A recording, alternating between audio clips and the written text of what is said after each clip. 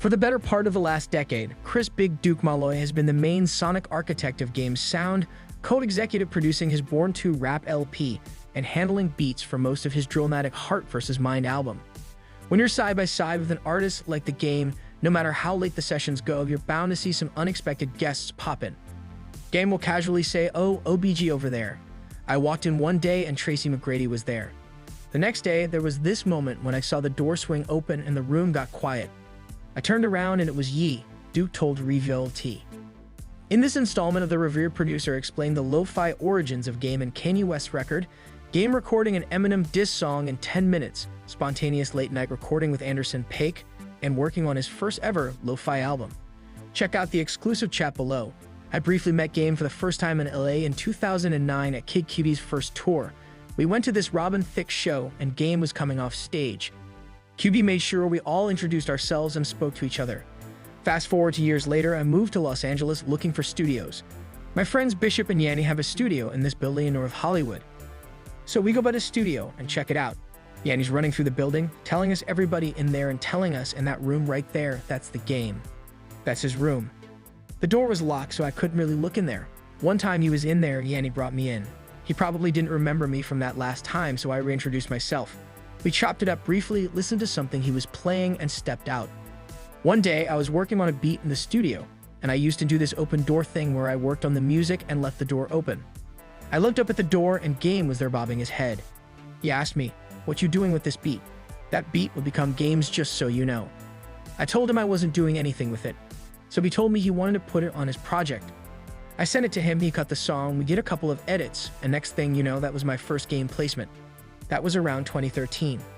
We built the friendship and bond from long nights and laughing, clowning, and cracking jokes.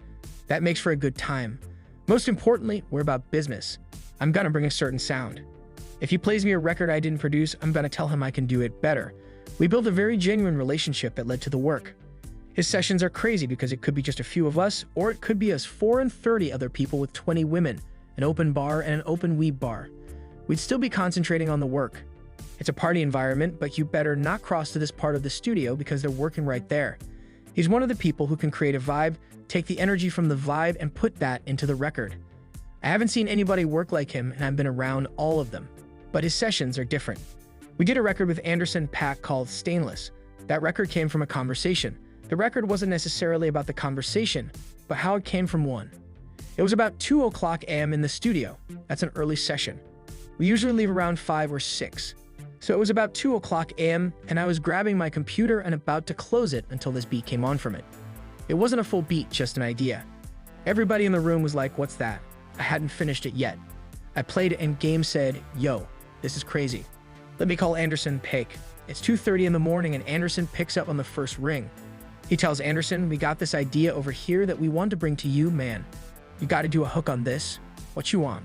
Anderson told him, "I'm in the studio right now. Pull up." Game looked around the room and told him, "It's a lot of us." Anderson said, "I don't care. Pull up." So we all headed to studio at 2:30 in the morning. We ended up recording that record. That all came from a beat randomly playing on my laptop. Now we got a record that came out that hit radio and the charts and all of that. There were actually 2 versions of Eazy. There's an original track, and then we ended up doing post-production, which was the version that came out. The original idea was something we started at Game's house. I played the beat and he told me, "Yo, we need the Eazy piece where he says he was once a thug from around the way." I chopped that up and pitched it. We had that idea for a few days until, right before the new year, Game hit me saying, "I've been working with Hit Boy. I got these records. I want to put them with the records me and you did." We hit up Chalice with Hit and recorded a few things.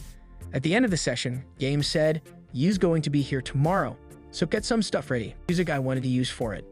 I started cultivating and putting that together. Then I decided to turn it into a series. I'm working on Vol. 2 right now. I would produce lo-fi. It's funny because I got the original version of the Eazy beat on my lo-fi project. That was originally a lo-fi beat. I just make what I like. We got album. We got Exhibit's album. I have some other stuff in the works with some of y'all favorite legends that I can't announce yet because they haven't announced anything. I also have a project I produced that has artists on it, so I don't know if that'll be slated for this year or top of next year.